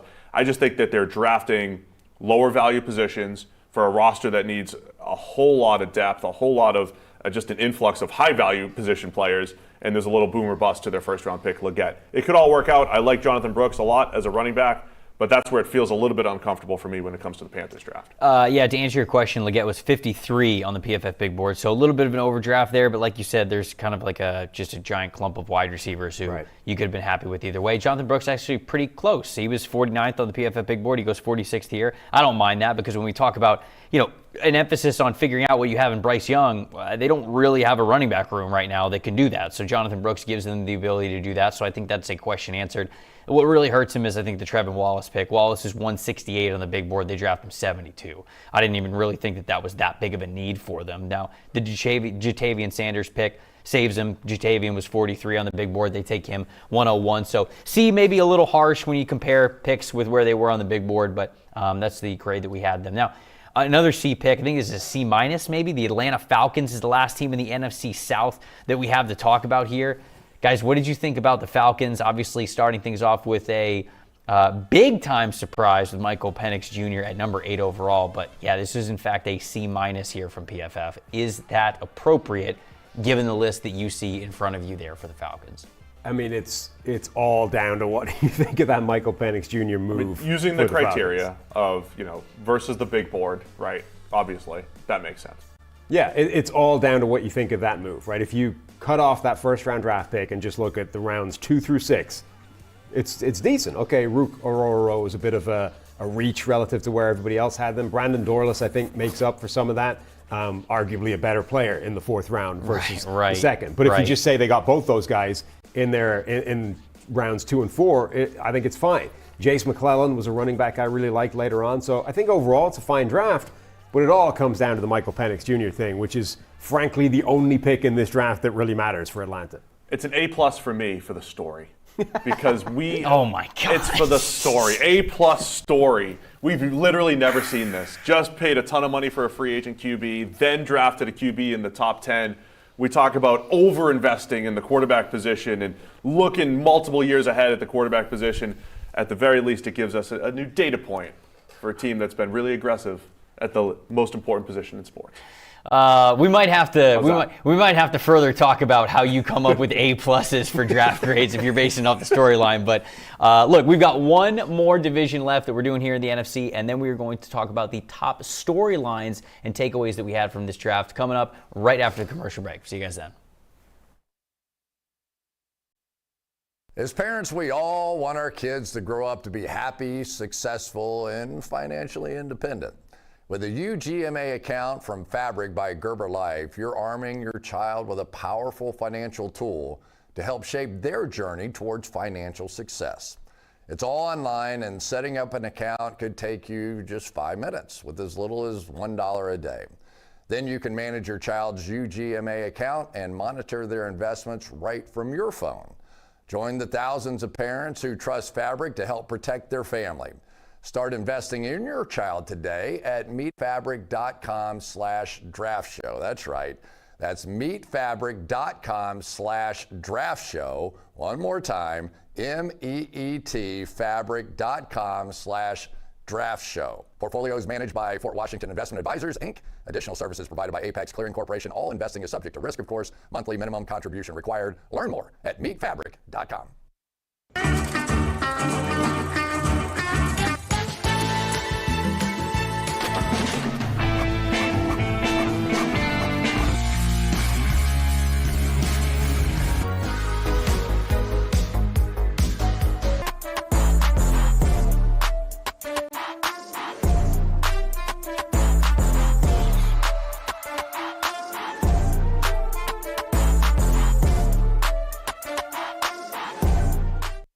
Hey, it's Chris Collinsworth here, reminding you that PFF is the home to football data analysis. Gain access to insights and tools trusted by all 32 NFL teams with PFF Plus, featuring the number one mock draft simulator in the game. You can draft all 3 days, make trades, get your mocks graded, and see how you rank against everybody else. We'll be rolling the mock draft sim over to 2025 NFL draft as soon as the 2024 draft ends, so you don't miss out on any of the action. Get ready to dominate your fantasy league this upcoming season with PFF's fantasy mock draft simulator as well, and live draft assistant.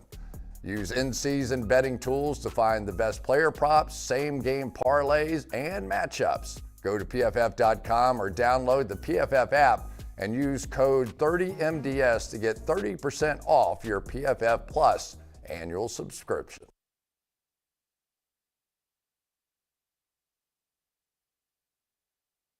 All right, welcome back to the PFF 2024 NFL Draft Recap Show. We're going division by division, talking about every single draft class and which team within each division we actually think performed the best. Now, this one, I did not do this on purpose, but this is actually the best way to end this little recap session.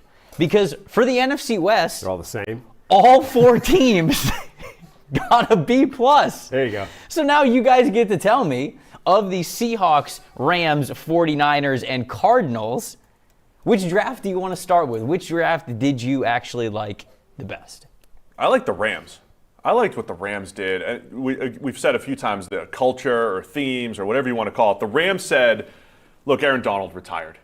Nobody's going to replace Hall of Famer Aaron Donald. Let's draft 4 defensive linemen in this draft and bring them in, and that's how we're going to replace Aaron Donald. I love that the Rams just reshaped their entire defensive line with Jared Verse from Florida State, then Braden Fisk from Florida State with their first 2 picks. But also in the 6th round, I love Tyler Davis from Clemson. I think he's going to be a good rotational defensive tackle at the next level. Brennan Jackson, the edge out of Washington State, is a power, run game type of player. So I love what the Rams did with their, especially Verse at 19. I think the value that they got there. I thought they did give up a lot to go get Braden Fisk, future second. That's a lot to give up a lot. For one That's player. But I'm saying as far as the players that they added, the Rams clearly had a goal to reshape their defensive line, and they were able to do that. I think the only reason why this is not an A is just because of that trade value maneuver. Now, obviously, if Braden Fisk becomes completely worth it for them, then obviously it's worth moving on from a second-round pick. But value alone, this was a lot to give up to move up 13 spots in the second round to go get Braden Fisk. But it is hard to look at this list of players and think, oh, they didn't do a good job. I think they got a lot better after this weekend with the guys they brought in. What'd you think, Sam? Those were maybe the two biggest outlier moves in this entire draft. The Falcons with Michael Penix Jr. at the top, which obviously had a lot more value attached to it, and then the Rams, that trade was such an outlier that it felt like a typo at the time. It's like, whoa, somebody's got that wrong. When you were on the draft, you were like, this can't be right. I was upset reporting it. I didn't want to lie to our viewers that they'd given up a future 2 to move up 13 So okay, spots. can we just say this here? Every time we do a mock draft and we schedule a trade, and people out there go, there's no way this would ever happen.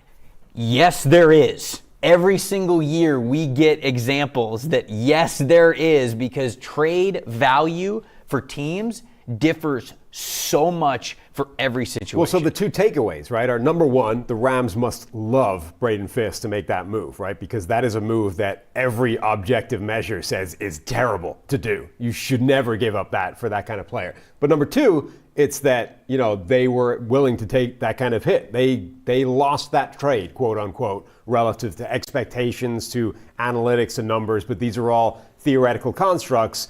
The main point being they have nailed their colors to the mast when it comes to Braden Fisk. They think that guy is a very talented player, worth making the kind of trade that is bad from the outside. I was intrigued by the 49ers draft, unless you get ready to move on from the Rams. No, yeah, we can do it. We can do that. I mean, the Niners, I thought, with the uncertainty around the future at receiver and the trade talks around Deebo Samuel and Brandon Ayuk, they got Ricky Pearsall in the first. And so even if those guys are on the roster, the speed and quickness that Ricky Pearsall brings to the table, Jacob Cowing, another receiver, in the fourth. So if we're going to say, hey, with the Bills, like, wow, they're only going with just one Keon Coleman to replace Stephon Diggs, and they've got some other needs at receiver, the Niners are taking the opposite approach, saying, yeah, we're going to keep loading up on playmakers, and it gives us more flexibility with what we can do with Deebo Samuel and Brandon Ayuk. Right, without having traded them away yet. Right. Like the Bills have already made the move and are instead of saying we already need Keon Coleman to backfill, the 49ers haven't even traded away one of those guys yet, may never trade away either of them, and are still reinforcing with multiple options.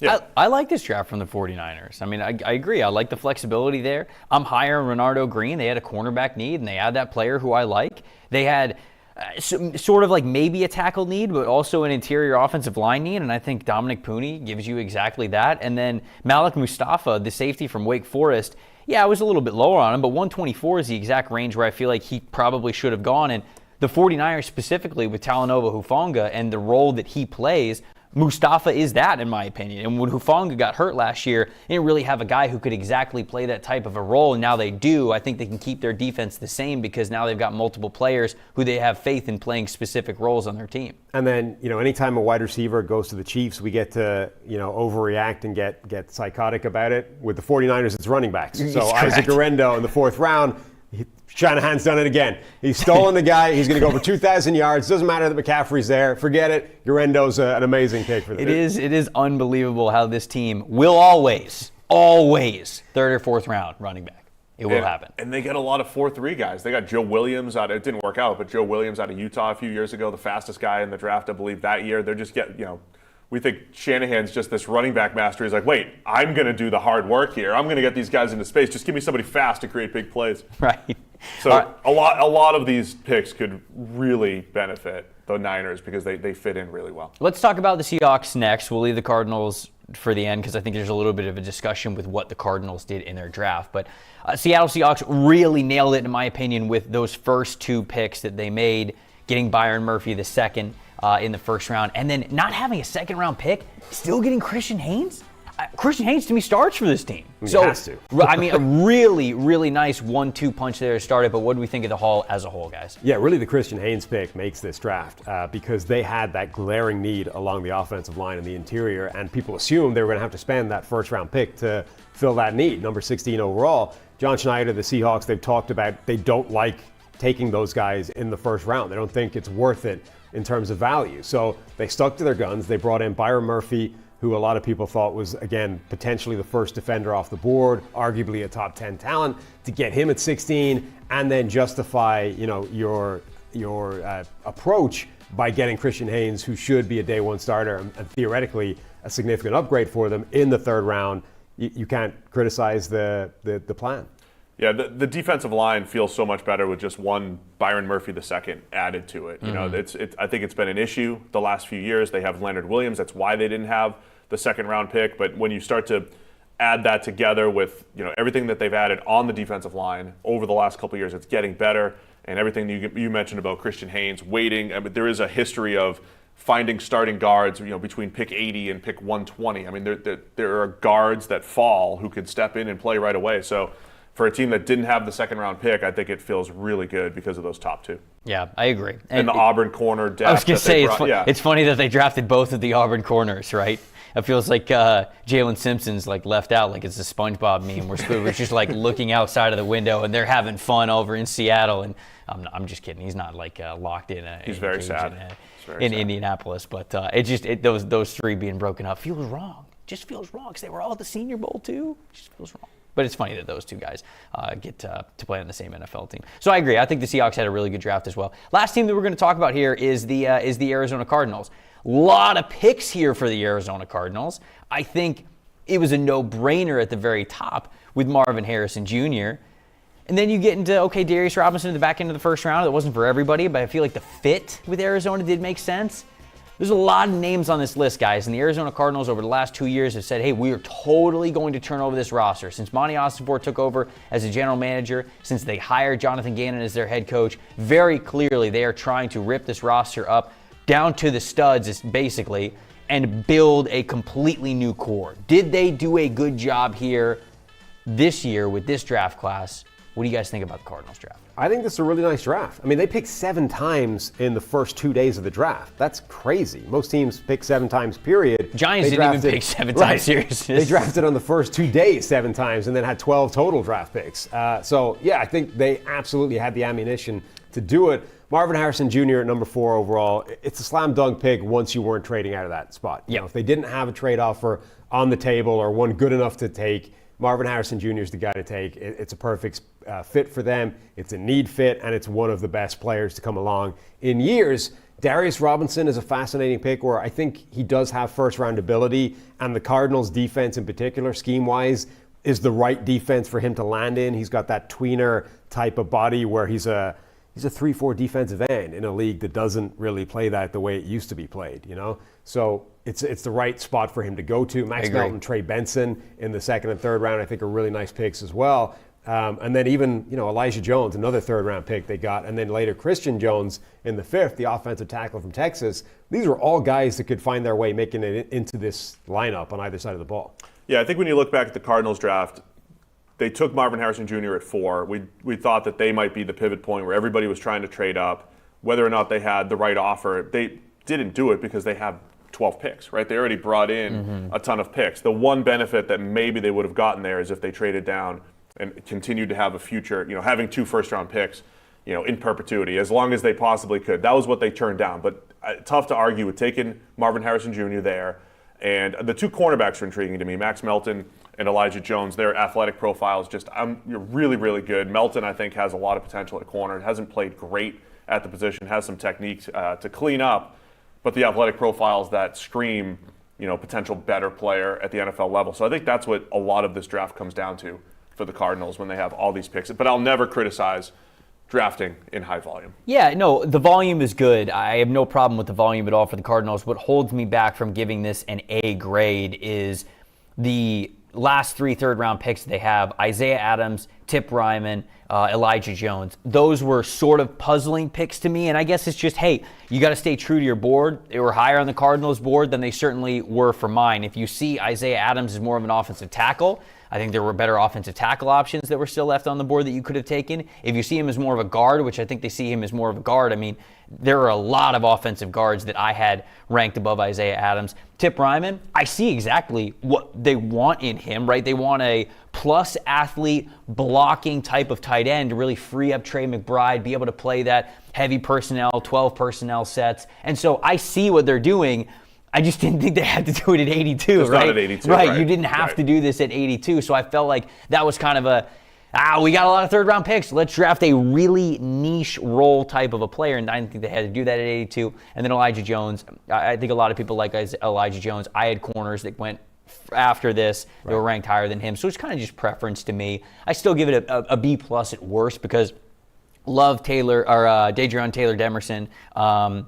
Love Xavier Thomas, love Christian Jones. Like, I love those picks for them there. So I think that it's at worst it's a B+. But the reason why it holds it back from an A is those guys that are in the middle of the third round. There we go. Those are all the draft classes, giving you a little bit of treetops overview of kind of what we thought of them and where they ranked within their divisions. We're rounding it out. We got about 15 minutes left on this show here with the top storylines. Steve, I don't know if there's a top storyline that you'd love to talk about, if you'd love to get more into the Michael Penix debate. But if not, then I can start us off with the quarterbacks at the top and those landing spots specifically. I really want to talk about more of like Jaden Daniels and Drake May because it's a conversation of, we touched on it a little bit, Jaden going to Washington at number 2 over Drake. Do we like that fit there with him? Do we envision success? And then a lot of people talked about, jokingly, but maybe not so jokingly, the quarterback who's going to end up the worst in this draft is just whoever goes to New England because it's just not a good offensive situation. How do we feel about Drake now being the quarterback? So those 2 quarterback positions, I'd love to hear your thoughts on those landing spots for those guys. I mean, I think it's fair to say that Drake May's landed in the worst spot so far because, as I said on the live show, I mean, it's the same basic supporting cast that ran Mac Jones and Bill Belichick out of town. It's the same supporting cast that Mac Jones, who looked really good as a rookie 2 years ago, was unable to just have any sort of improvement. And the Hall of Fame coach, greatest coach of all time, Bill Belichick, built up this offense that was one of the worst in the league. So that's what Drake May's starting with. And then once the Patriots selected Drake May, they didn't have the draft capital. I mean, they were never going to pick like 3 impact receivers and 2 starting tackles. They were never going to answer all of those questions in one draft. So you come out of it, all right, we've got a receiver and we've got a tackle who's a developmental guy. So it's going to take time, I think, in New England.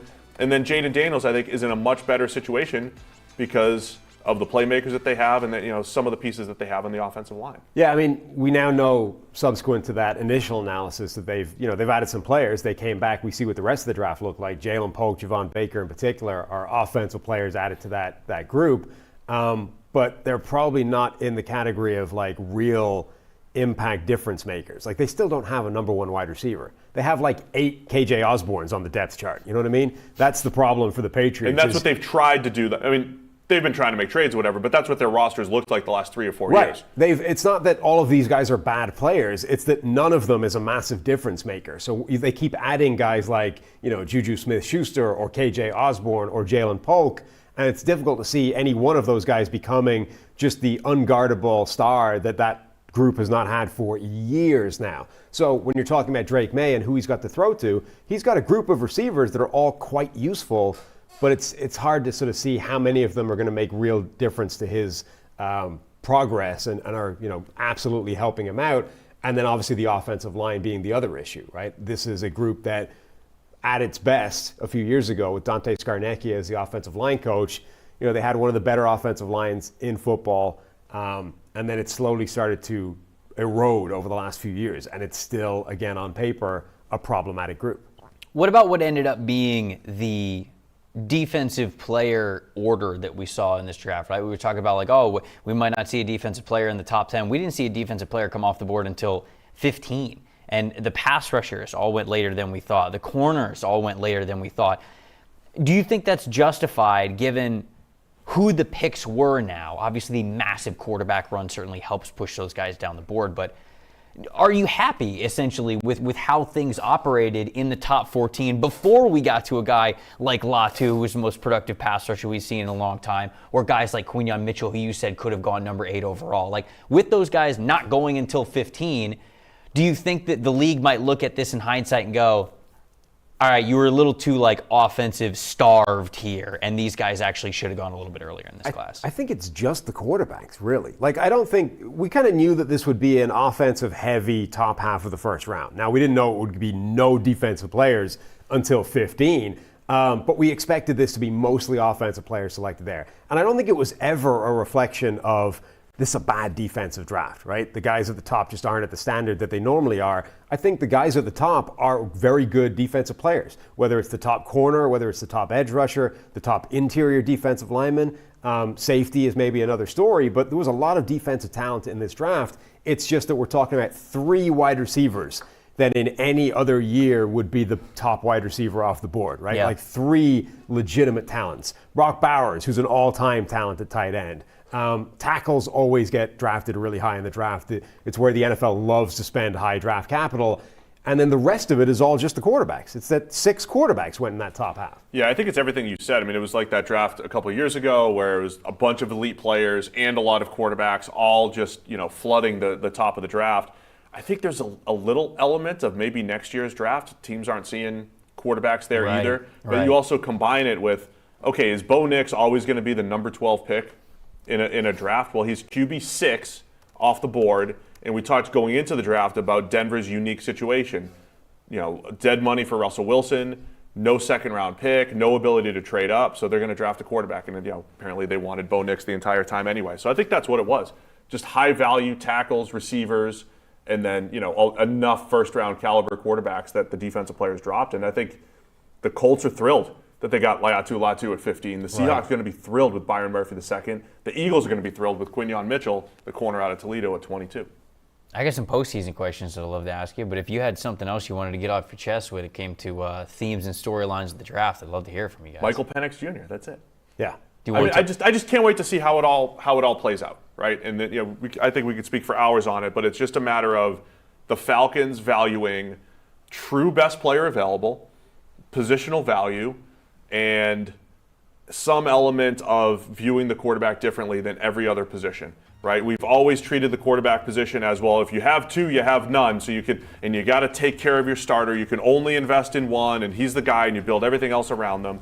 And the Falcons are taking a unique approach where they have Kirk Cousins absolutely locked in for 2 years, and maybe this helps them 3 years down the road. It might do nothing for them. But they are taking that risk that the quarterback position is that special, and their evaluation on Michael Penix Jr. is that special that it'll be worth it in the end. That they're willing to give up Dallas Turner, Latu, Quinyon Mitchell, name your favorite defensive player, willing to give up that impact starter in order to get the quarterback position right, not just for the first 2 or 3 years of Kirk Cousins, but for the foreseeable future. Yeah, it's Steve's A-plus storyline, right? It is the Falcons treat, this is unprecedented. No team has ever...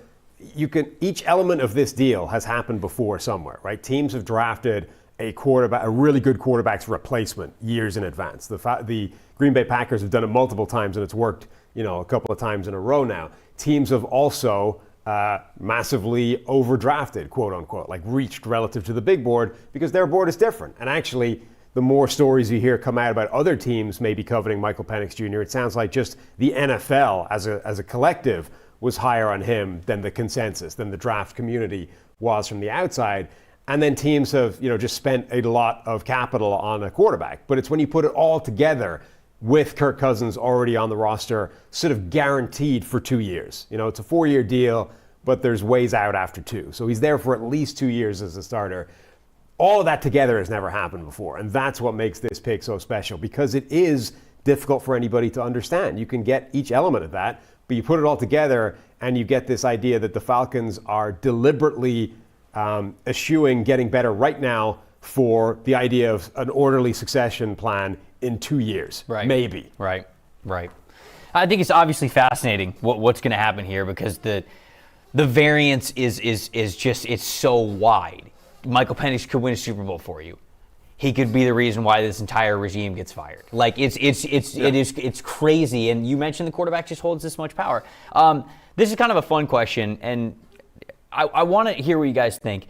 Is there a team that this offseason or this draft season in particular that really put themselves over the edge to make it back to the playoffs? I can't count the Cincinnati Bengals because Burrow was hurt, and obviously like that's kind of an obvious playoff team. But I look at teams like the Jags, who didn't make the playoffs last year. Did they put themselves over the top? Did the Colts do the same thing? Did the Chargers, are they going to leap from 5 wins last year now like all the way into the playoffs? Are the Giants from 6 wins this past year, are they going to get back into it? Is Minnesota? Is Chicago? Because, Green Bay, with what they did with Jordan Love last year, they kind of announced their arrival, if you will. We know the Detroit Lions are really good, but now Minnesota and Chicago kind of saying like, hey, we're right here. Did they do enough? Are the Falcons going to overtake the Bucs for that division? Is there a team here that maybe didn't make the playoffs last year that you thought this offseason and this draft really put themselves over the top? I actually think it's the Falcons. The team that everybody's railing against for wasting their first-round pick, they got Kirk Cousins. That immediately makes them a playoff contending team. The coaching regime that came in, Raheem Morris and our friend Zach Robinson, former PFF analyst, they added Darnell Mooney. They got Rondale Moore for nothing, essentially, in trades. This is a team that really loaded up on the offensive side of the ball, changed the coaching staff from the one that was frustrating everybody for misuse of all these talented playmakers like Bijan Robinson and Drake London and Kyle Pitts. And then you get a quarterback who, whatever you think of Kirk Cousins, is a good starting caliber NFL quarterback with a very good offensive line in front of him. The Falcons, I think, immediately catapulted themselves into playoff contention and then were able to use their top pick on the future. I'll take the Bears. All right. I don't know if they're going to make it because that division's loaded. But the NFC North, look, last year's AFC North was loaded, and it looks like it's going to be again. The NFC North is about to challenge them. The Lions are the best team in the division. The Packers are the best young team in the NFL. I think the Vikings are still going to be very good and competitive. Remember, we said ahead of the draft, whichever rookie quarterback lands in Minnesota is landing in the best rookie quarterback situation. That's what's happened now with J.J. McCarthy. And now the Chicago Bears, adding Rome Odunze to DJ Moore and Keenan Allen behind, I think, an offensive line that was not as bad as it seemed with Justin Fields under center. My question with the Bears, that stretch run where the defense played better, can they carry that over into next year? And I don't know what Caleb Williams is going to do right away, but he gives them a chance. And they're giving him a chance with all the guys that he has to throw to. So I think the Bears are far more competitive and have a chance to make a playoff run, at least, get in the NFC North. Do we think the Chargers are going to be close? I think anytime you have Herbert, you're in. You're in the. All right. You're hashtag in the mix, right? You're in the mix. In the if hunt, you're the come Chargers. December? In the hunt, right? Is there any other team that intrigues you? The Chargers is kind of the one to make a massive jump to me, right? 5 wins last year. Obviously, everything's a huge turnover, but even with Jim Harbaugh and Justin Herbert, that's a lot to expect in that division. Harbaugh turned it around right away, right? With the Niners. He's a great coach, and that's why, he's a great coach. He's got a great track record. He's built winners every single place he's been. Stanford, the 49ers, Michigan. I just wonder, do you guys think it could happen year one? Easily. Justin Herbert is immensely talented, and they always had a really good group of players on that roster. It's just been they haven't been able to tap into the potential. If Harbaugh is able to do that immediately, they could absolutely catapult themselves. One more team that I would mention who doesn't have necessarily the quarterback that just flip a switch and they're in, the Pittsburgh Steelers. They decided Kenny Pickett's not the guy. We're out on him already. They bring in Russell Wilson. They rely on the fact that Denver's paying all of his salary, so he's playing for them essentially for free, less than $1 million against their cap hit this year. They get Justin Fields in as a phenomenal reclamation project / gamble, and then they rebuild the roster and the offense and the team around those guys. And I think they've done a really good job of it. They attacked the offensive line in the draft. They brought in receivers, whether it's Roman Wilson. This is a team that could easily force themselves into the playoffs, aside from anything else, because Mike Tomlin gives you that baseline of you're generally in the mix. I think Omar Khan has done an unbelievable job building the non-quarterback rooms in Pittsburgh. But he also hasn't had a great opportunity to build the quarterback room. He's maximized what he's been able to do, right? Used a first rounder on Kenny Pickett, realized, okay, he's not the guy, let's move on. Did as best he could by bringing in Russell Wilson and Justin Fields for pennies on the dollar. it's good process. It's a really good process. And he's had good process with his draft, with their signings. I love the roster, everything they've done. It just will come down to, can they rejuvenate either Russell Wilson or Justin Fields? I think he's done a great job, and they might not even see the payout. Right. Just because quarterback's that important, and it comes down to Russ, playing much better than he has the last couple of years. Last team that I want to bring up is the Commanders, because I mentioned knew everything there in Washington. They changed over so much of that team. It's a rookie quarterback, but people are very, very excited about Jaden Daniels. Where are we with the expectations of the Washington Commanders? Could this be a team that maybe surprises a lot of people? I kind of hate that. I feel like it's a loaded question to say surprise because it's so ambiguous. But with all of that change, how do we feel about the Washington Commanders? Do you think they're going to make some noise, maybe even play spoiler a little bit as soon as next year? It's possible. I think their big question mark is now the coaching system, the offensive scheme in particular with Cliff Kingsbury coming back. What is that going to look like? How does that mesh with Jaden Daniels? Is it going to be good enough? Because he's already demonstrated the ability to change in the NFL, but then he also kind of hit a wall and stopped evolving that offense. And I think that put a cap on how good it could be. Yeah, my question with Washington, are they overtaking the Eagles or the Cowboys? I'm not seeing it yet, but play spoiler. I feel like the Commanders seem like the team second half of next year. You're feeling pretty good about what they could be in 2025. There we go. All right. Well, that's our analysis here of the 2024 NFL Draft, all the team grades, where we think these guys are going to fit, and where they could be difference makers in the upcoming year. Thank you guys so much for watching and listening to all of our coverage that we have had throughout the weekend. For Sam and Steve, I'm Trevor. We will see you guys next time.